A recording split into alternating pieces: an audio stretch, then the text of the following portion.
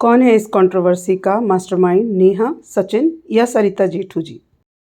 Hello everyone, start करते हैं एक और नया व्लॉग। और आपके लिए अपडेट ये है कि जिस मैटर के लिए हम इतना सोचते हैं ना, इतना बात करते हैं कि ये मैटर बंद हो जाएगा बंद हो जाएगा, तो भाई बंद होने वाला तो ये नहीं है।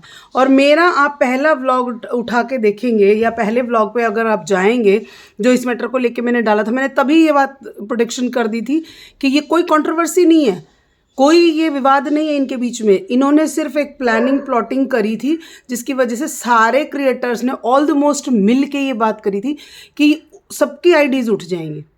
इनको मिलियंस से भी कोई फ़र्क नहीं पड़ रहा, इनको मिलियंस से भी आगे जाना है, क्योंकि 8-8 10-10 मिलियन वाले ही बिग बॉस में जाते हैं, है ना, उन्हीं को लोग बुलाते हैं। तो इन लोगों को किस बात से कोई फ़र्क नहीं पड़ रहा, इनको सिर्फ ऑडियंस के माइंड से खेलना है।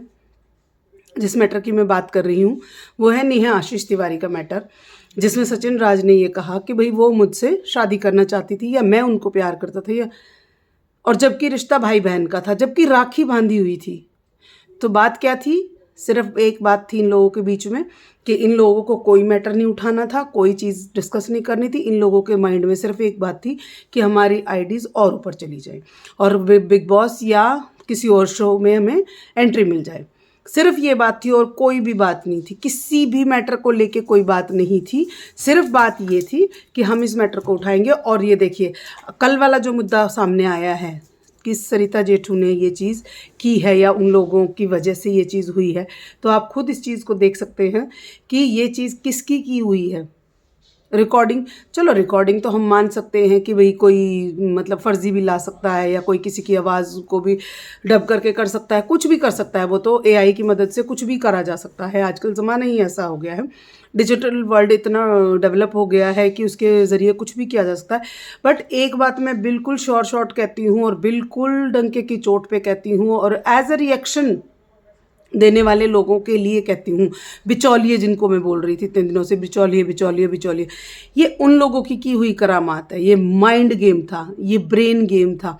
क्यों? क्योंकि इन लोगों को, अच्छा अब लोगों ने क्या किया था, जैसे 2 महीने होने को आए तो लोगों ने इस मैटर, बल्कि 2 महीने हो गए हैं, इस मैटर को दबा के सोचा चलो भाई अपना अपना क्रिएटर्स अपना काम करते हैं, हम लोग अपने काम पे ध्यान देते हैं। इन लोगों को वो भी सब्र नहीं हुआ। इन लोगों को सिर्फ ये था कि हम जो कर रहे हैं, हमारी जो रीच है या जो हम कर रहे हैं, उस पे से लोगों का ध्यान कैसे हट गया। अब जैसे ही ध्यान हटा, अब नेहा ने बोल दिया कि मेरी तो जो वो थी एयर ड्रॉप से चली गई, एयर ड्रॉप से वीडियो चली गई, मेरे घर में ही शूट हुई थी। वो वीडियो कन्फर्मली जो सितंबर वाली वीडियो है जिसमें नेहा मनीषा को धमकी दे रही है, वो वीडियो कन्फर्मली थी कि वो उसके घर से ही गई थी। और मैंने ये बात मेंशन करी थी। मैं जिस चीज़ के लिए रिएक्ट करती हूँ ना, या जिस चीज़ के लिए बोलती हूँ, उसके लिए पुख्ता सबूत के साथ बोलती हूँ। और मैं ये सबूत दिखा सकती हूँ इस बात का कि इन लोगों की सोची समझी और प्लानिंग प्लॉटिंग के हिसाब से ये सब कुछ चल रहा था। अब निकल के आ रहा है कि मेरी तो गलती से चली गई थी वीडियो और वो सरिता ने वायरल कर दी और सरिता जेठू की वजह से ये सब हुआ और उनके फ़ोन में ये वीडियोज़ थी। अब तो बोलोगे ही तुम, क्योंकि इस मैटर को उठा कैसे रहने दोगे? कैसे होगा कि ये मैटर अप पे रहे, ट्रेंडिंग में चले? जैसे सचिन बोल चुका है कि मेरी वीडियो तो ट्रेंडिंग में नंबर 1 पे चलती है, तो ट्रेंडिंग में नंबर 1 पे आने के लिए तो तुमने ये सारा बखेड़ा खड़ा करा था। और क्या करा था? आज मनीषा बड़ी आराम से अपने घर में वापस भी आ गई, संभाल भी लिया, लीगल एक्टिविटीज़ भी हो गई। तब वो कह रही थी कि मैं जाऊँगी नहीं कभी भी, मैं अपने मायके चली जाऊँगी, मैं ये कर लूँगी, नया जी व्लॉग इतने बड़े बड़े डाल रही थी कि मैं घर नहीं जाऊंगी अब वापस। और वो अपने घर भी आ गई है। मैं बुराई किसी की नहीं कर रही और किसी के लिए एक स्पेसिफिक वो नहीं बोल रही, पर देखो ऑडियंस के दिमाग से कैसे खेला जाता है। लोगों के दिमाग कहाँ कहाँ तक चलते हैं कि यूट्यूब पैसा दे रहा है। और मैं आज एक प्रेडिक्शन और कर देती हूँ, जब तक ये लोग बाज नहीं आएंगे, जब तक इनके चैनल डिलीट नहीं हो जाएंगे। हालांकि एक दो बार यूट्यूब इनके चैनल डिलीट कर चुका है, मगर इतने पर्सनल अटैक पे आ चुके हैं कि अब यूट्यूब को इनके चैनल, और ये तब तक मानेंगे ही नहीं। और निकट भविष्य में बहुत जल्दी ये चीज़ होएगी, मैं आपको बता दे रही हूँ। मैं कोई भविष्य नहीं देखती। और मैं, अगर आप मेरी जो लोग मेरी वीडियो देखते हैं, जो लोग अप्रिशिएट करते हैं, उन सब लोगों को मैं यही बोलूँगी कि भाई इस मुद्दे को जैसे मैंने एकदम से डंप कर दिया था ना, ऐसे सब लोग डंप कर दो। आज अलका को देख लो, आज सरिता जेठू को देख लो, आज नीतू को देख लो, आज नेहा तिवारी को देख लो, उसके घर वालों को देख लो, उनकी ज़िंदगी नॉर्मल है, वो अपना नॉर्मल। देखो एक चीज़ में तो नेहा की तारीफ़ करनी पड़ेगी कि नेहा ने बड़े संयम से काम लिया, किसी चीज़ को अपने सर पे हावी नहीं होने दिया, उसने बड़े ही आराम से इन चीज़ों को प्लान किया। फिर वो पीछे हट गई, चुप हो गई, फिर जैसे ही कोई मुद्दा आता है तो वो आ जाती है रोने पीटने। हालांकि मैं उसके फेवर में हूँ कि भाई गलती एक से नहीं होती, दोनों से होती है। ऐसे ही सचिन में निशा को देख लो, अलग हुए, वहाँ चली गई, वहाँ चली गई, वहाँ से व्लॉग डाल रही है, ये कर रही है, वो कर रही है, अब अपना घर में आके दोनों नॉर्मल हो गए, क्योंकि हस्बैंड वाइफ है भाई, कितने दिन दूर रहेंगे, हस्बैंड वाइफ तो दूर रह ही नहीं सकते, है ना।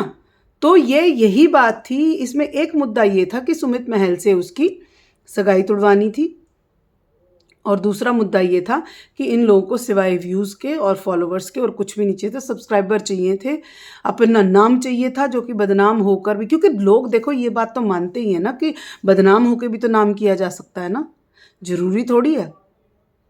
अब सरिता जी और जेठू जी कितने ज़ोर ज़ोर से चिल्ला के कह रहे हैं हमें इस कंट्रोवर्सी में मत घसीटो। अगर कंट्रोवर्सी में ना घसीटे तो आप पहले की बात क्यों लेके आ रहे हो कि पुरानी बात? आपको वही बात का तो बदला लेना था, तभी तो आपने इतनी बड़ी कंट्रोवर्सी में अपने आप को हिस्सा बनाया। कौन भला है, कौन दूध का धुला है? जेसिका गुप्ता ने भी यही किया, ज़्यादातर मैक्सिमम लोग यही कर रहे हैं। तो यही बात रखने के लिए और यही व्लॉग में रखने के लिए मैं आती हूँ कि जब मैं चीज़ों को, मैं एकदम से फटके नहीं आती हर 4 घंटे बाद मैं लाइव जाऊँगी या हर 4 घंटे बाद मैं वीडियो डालूँगी, नहीं, मुझे नहीं करना ये। मैं फैक्ट्स पे बात करती हूँ, जब मैं ऑब्जर्व कर लेती हूँ। हाँ, पिछले कुछ दिनों से तो तबीयत भी ठीक नहीं थी और मैं बिज़ी भी थी, तो मैं वीडियो नहीं डाल पाई थी, बट इनकी हकीकत सबकी यही है कि इनको फॉलोवर्स चाहिए, सब्सक्राइबर चाहिए, वॉच आवर्स चाहिए और इनको डॉलर चाहिए। इसकी वजह से ये ऑडियंस के माइंड से खेल रही है, और रिएक्शन चैनल वाले भी यही कर रहे हैं। रिएक्शन चैनल वालों को तो कोई काम नहीं सिवाय बिचौलिए बनने के। तो ऑडियंस को भी मैं यही रिक्वेस्ट करूँगी, मेरा व्लॉग हमेशा इस बात के उस फेवर में रहता है कि भाई दुनिया फैक्ट को देख के बात करो, चीज़ों को देखने के बाद उन पे ध्यान दो। अपनी ज़िंदगी ज़्यादा ज़रूरी है, अपने व्लॉग्स ज़्यादा ज़रूरी है, अपनी चीज़ें ज़्यादा ज़रूरी हैं, बजाय इसके कि इन लोगों के एंटरटेनमेंट वाले चैनल्स को इन्होंने देखो क्या से क्या बना दिया है। कॉमेडी होती थी, एंटरटेनमेंट होता था, इन्होंने एंटरटेनमेंट को कंट्रोवर्सी में बदल के ये तो फिल्म स्टार से भी ऊपर चले गए, उन लोगों को भी पीछे छोड़ दिया इन्होंने, तो है ना, क्या कर सकते हैं बताओ खुद। तो मैं आप सबसे हाथ जोड़ के यही रिक्वेस्ट करूँगी, यही कहूँगी कि इन लोगों की बातों पे ध्यान ना दिया जाए और इनको बिल्कुल बॉयकॉट कर दो भाई। मैं तो कभी फॉलो भी नहीं किया।